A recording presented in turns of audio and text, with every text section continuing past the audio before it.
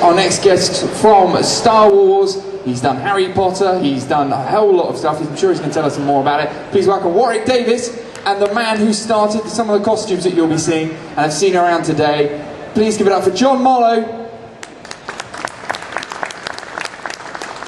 Good morning, everyone. Welcome to our Q&A here, John and I at Memorabilia. Look at these guys down here. They've come to see you. We've got Darth Maul and Yoda sitting down there. What are you I know you're not in costume. Sorry, man. Very good, Warwick. He does all the talking. Sorry. Over to you, man. No, far away if you want to go. So, Warwick, welcome and welcome, John. So, welcome to Birmingham, first of all. And now, for both of you, what is it like here, being around, seeing all these years on, still seeing Star Wars as popular as it was when it first came out in the 70s and to being it now? It's great. I'm still seeing the same people coming saying hello. I feel like I know a lot of people, by name, because they come and see us at shows year on year. But what an amazing thing. I mean, the film that we worked on, Star Wars, that, look how old it is. The 30th anniversary of Star Wars was last year, and the film still feels as fresh and as popular as ever, and it's been passed on to a whole new generation, or series of generations now. And I think that's what, is the secret to a great movie. They're timeless pieces of cinema.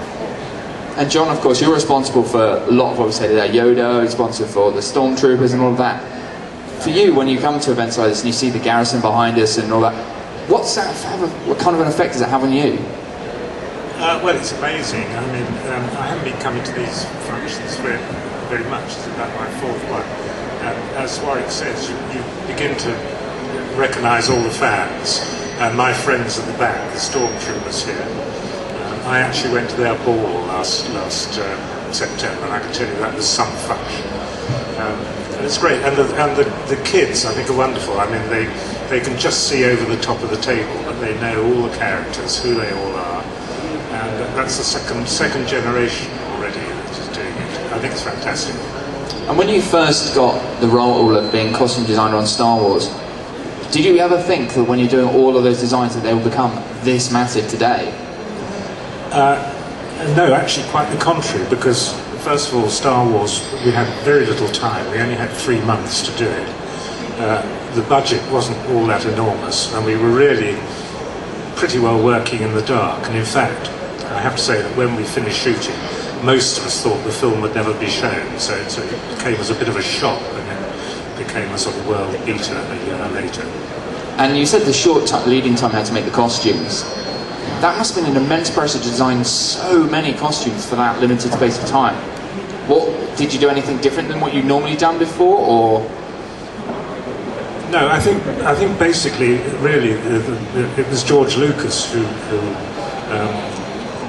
was able to make instant decisions, which is very important when you're making a film. You want a director who knows what he wants, otherwise you can go on fiddling around for weeks on end.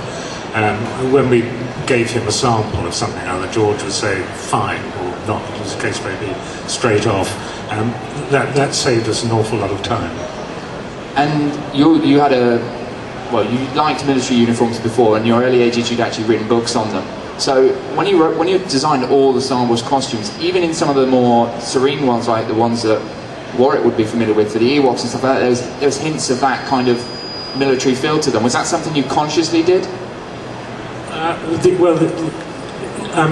Yes, deliberately, because when I first met George, he said he wanted the rebels to look rather like something out of a western, very soft and sort of not very stiff, but he wanted the imperialists, the baddies, to be very sort of military and with a rather sort of German look. So that was, something which was started at the very beginning with George. Things like the Ewoks really came from America, from Ralph McQuarrie's drawings, and I had very little to do with that. In fact, we only did the costume for the Ewok, I think, 2 days before I finished on the Empire. So it was, something which really was done by Jim Henson and all that lot. And Warwick, for you, what was it like working as Wicket? It was very hot. I mean, obviously, it's going to be very hot. Ewoks didn't have much of a costume, did they, in a sense? If you took an Ewok as a creature, he didn't have any pants, did he? We could have done with you helping out. He was like a mini Ben Kenobi, really. Ben Kenobi wore pants, though, didn't he? But I can't remember. No, working as an Ewok, I mean, it was very hot, very difficult to see what you were doing because the eyes would mist up straight away. So you were really working from memory of your rehearsal when you weren't wearing the head.